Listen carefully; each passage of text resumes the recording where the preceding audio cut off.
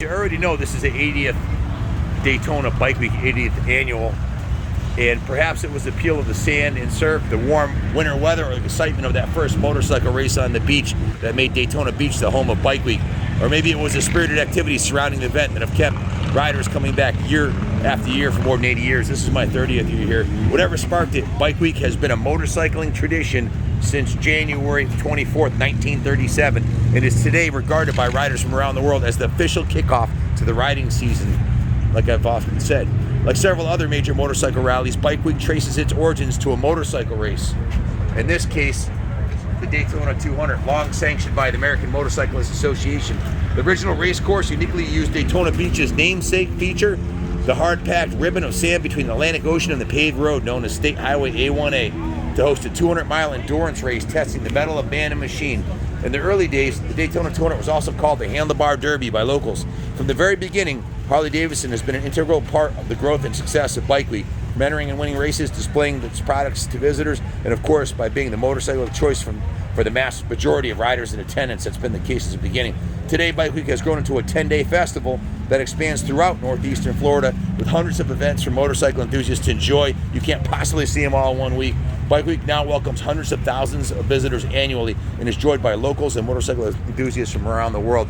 So it started right here on a 3.2 mile beach and road course. They ride the beach and then ride the road back, ride the beach and do the ride back, with start times dictated by local tide tables, because when the water came up, the race would be over, right?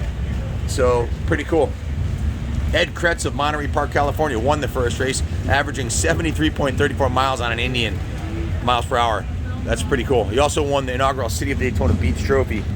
In 1938, Ben Campanelle posts Harley-Davidson's first 200 win, the first of 16 victories for the Bar and Shield. Some really cool history here, folks. This is the Harley-Davidson Enthusiast magazine. In 39, Campanelle follows up with a second win in the Daytona 200, while the Daytona News Journal article reports that the party got so rough that city firemen had to be called to dampen the crowd's spirits with a little cold water. Look at them roosting through the corner there. How awesome is that? 1940, Harley-Davidson won the third straight Daytona 200. In 47, the Daytona 200 race resumed by the beach and is now promoted by the legendary Bill France of NASCAR fame. Newspaper stories of the period recount that city fathers asked townsfolk to open their homes to visiting motorcyclists because all hotel rooms and camping areas were filled to capacity. The 1947 Daytona 200 featured a record 176 riders. Most places were only average charging moderate rents, on average of $4 or $5 a night for a room with a private bath. This shows them ripping down the beach.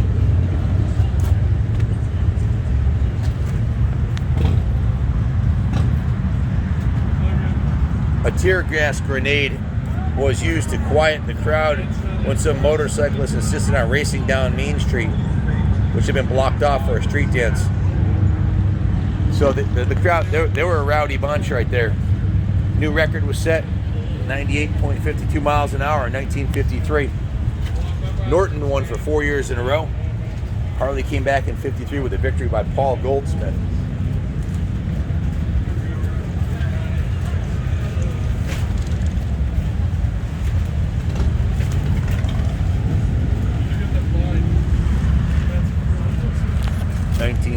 Shows him on the beach.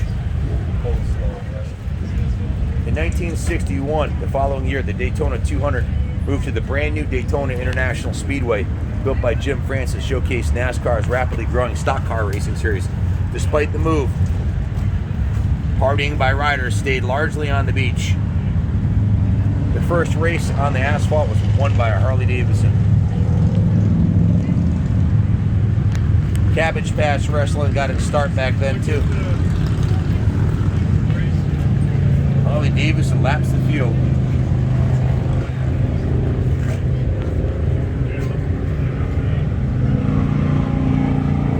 This guy, in 1968, Cal Rayburn lapped the entire field. Can you imagine that?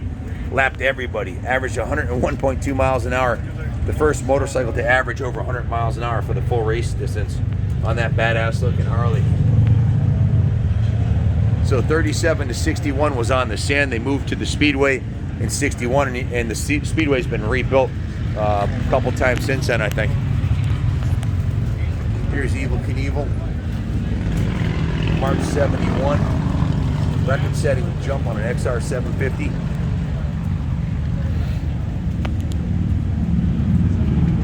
Boat Hill Saloon made the cut.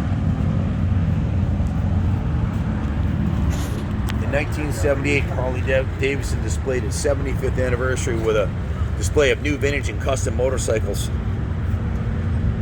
Very cool. 1976. That looks like Willie G there. 1980. In 1980, the famous Iron Horse Saloon opens just off Main Street in Daytona Beach, becoming known as a popular riding bar, inviting customers to bash a Japanese bike for charity. That became an annual event for several years at the Iron Horse.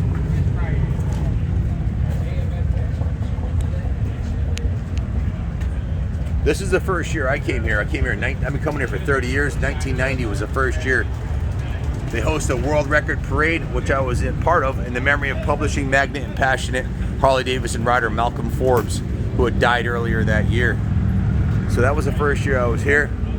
The following year, Harley Davidson celebrated the 50th anniversary of Daytona Bike Week with the FXDB Daytona Special Edition motorcycle. Dressed in bright shades with chrome trim and boasting Harley's first true pearl paint job, production was limited to 1,700 units. The same year, the Daytona Beach CVB, recognizing the area's growing popularity as a motorcycling destination, launches a second week-long motorcycle rally in October, dubbed Biketoberfest. So not only do they have the Bike Week, they have the Biketoberfest in the fall, which I've been to. Harley raced the VR 1000 in '94.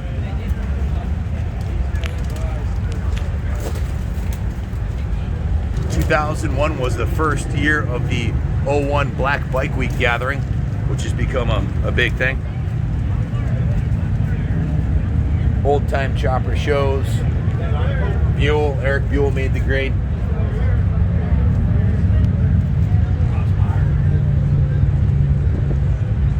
In 2006, the Buell Motorcycle Company entered 3 XBRR motorcycles in the Daytona 200.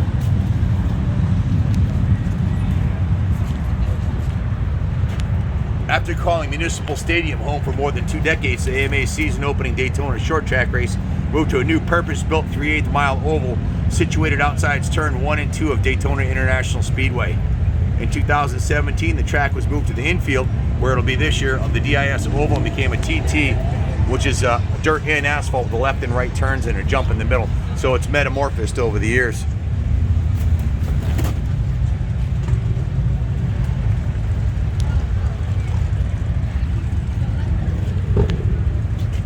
In 2018, my good friend, stunt rider Doug Danger, a protege of legendary jumper Evel Knievel, made an exhibition jump at Daytona International Speedway to open the American flat track season.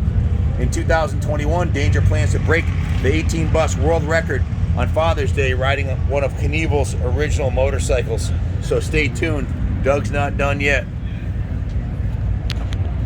That's pretty badass. So there you have a little history of Daytona Bike Week starting on the sands. And here's an 80th anniversary. I don't know if this is a limited edition or one of one, but it looks pretty cool. Daytona 80th anniversary. Enter here. Hey, let's enter here. Maybe we can win it, honey. How cool would that be? There you go. I'd have to get a backrest so you don't fly off the back, but this looks pretty comfy. So there you have it, from 1937 to here. Like I said, this is my 31st. I came in 90 as 2021. I missed 1 year. I did go to Biketoberfest, but that gives you an overview of what Daytona is all about, or part of it. Thanks for watching. God bless America.